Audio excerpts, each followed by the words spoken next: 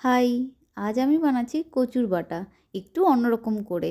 ইন্দুবালা হোটেলের কচুর butter recipe তো প্রচণ্ড ভাইরাল, সেটাও খেতে বেশ লাগে। আজ আমি সম্পূর্ণ আলাদা রকমভাবে বানাচ্ছি। মাঝে মধ্যে এরকম এক্সপেরিমেন্ট আমি করে থাকি, যেহেতু একা খাই যেমন হবে খেয়ে নেব, অন্য কাউকে খাওয়াতে হলেও হয়তো সেটা করতাম না। যাই হোক, প্রথমে ওই একটু কচু, মানে আমি 250 মতো কচু এনেছিলাম, 250 গ্রাম, সেখান থেকে অর্ধেকটা কেটে সেটাকে ভালো করে ধুয়ে সেদ্ধ করে নিয়েছি।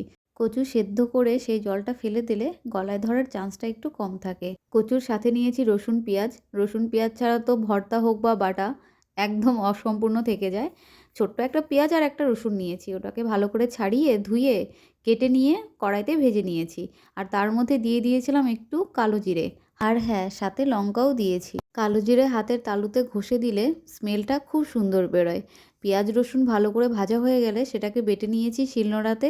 এরপর সিদ্ধ করে রাখা কচুটাকেও বেটে কড়াইতে একটু তেল দিয়ে প্রথমে কচু বাটা ভেজে, তার মধ্যে পেঁয়াজ রসুনের বাটা ভেজে একটু ধনেপাতা দিয়ে নামিয়ে নিয়েছি। গরম ভাতে জাস্ট অসাধারণ লেগেছে খেতে, জাস্ট অসাধারণ।